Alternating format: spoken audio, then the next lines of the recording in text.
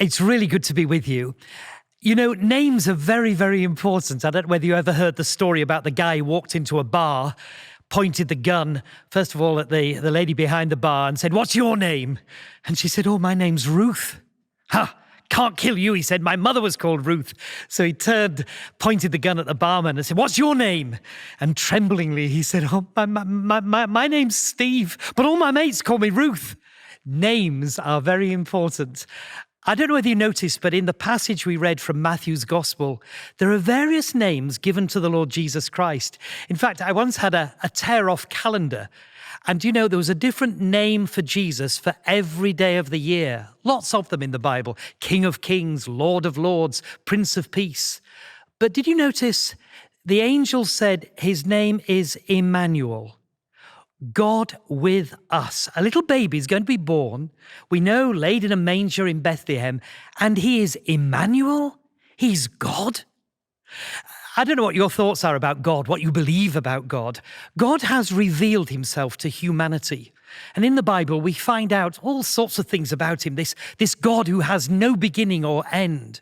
God who can do everything, who knows everything, who's everywhere, who never changes, who's just, who's pure and holy, and a God who came into our world.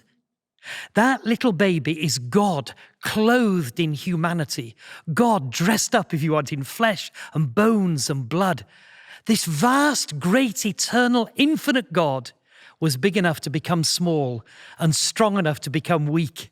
In fact, go back 9 months and that infant child, a fetus in a virgin mother's womb in Nazareth, is God coming into the arena of humanity.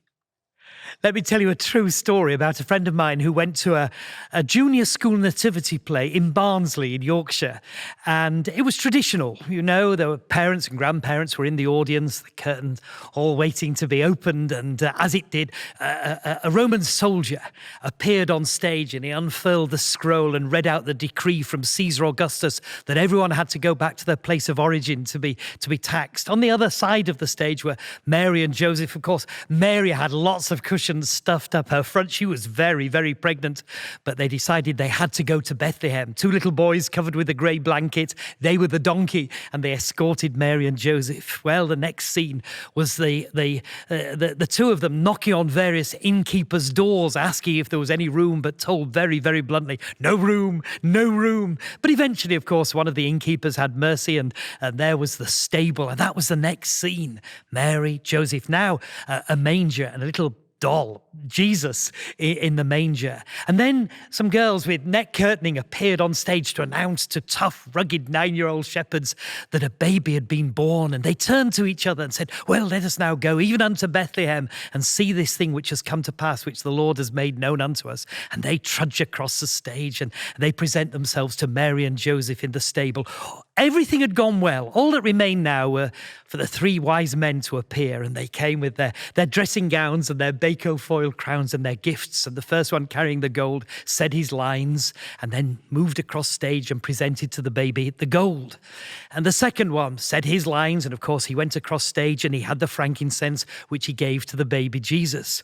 But in the moments of isolation, the third wise man, the king, had just glanced into the audience and he'd spotted his mother and father and overtaken completely with a sense of awe and occasion, and he just lost his lines. At least he had sufficient presence of mind to keep moving, and he went across stage and he knelt down to present the myrrh, opened his mouth, but no words were to be found. He just couldn't think what to say. And everybody was hanging on, waiting, the teacher in the wings panicking, and she whispered, but so audibly that everybody could hear, "Say something." Well, the poor little lad was doing his best, but he just couldn't think what to say. Eventually she whispered, "Say anything." Well, that was a big mistake, because what does a 9-year-old know to say to a little baby? And he looked down, he lifted up his head, and in a big, broad Yorkshire accent, he just said, "He is just like his dad." And of course, everybody roared with laughter. But do you know that little boy had a great theological knowledge? The Bible doesn't quite express it as, "He is just like his dad."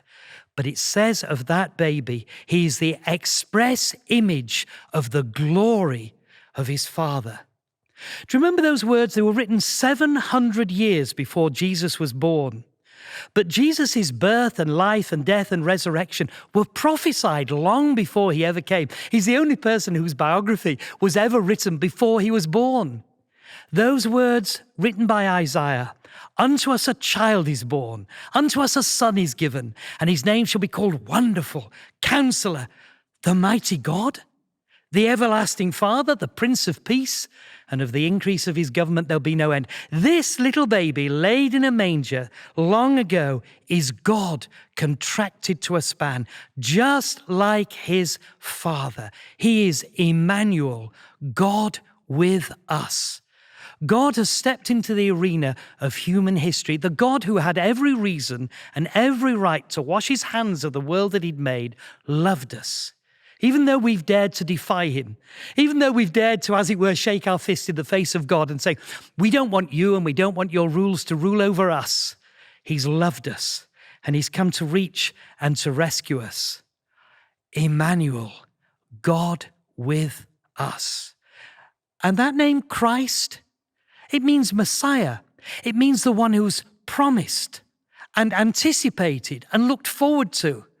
Throughout the centuries, long before Jesus was born, the prophets kept on saying that one day God would come into our world, and he came with an express mission. And it's amazing. It's wonderful. But we'll think about that in a moment or two.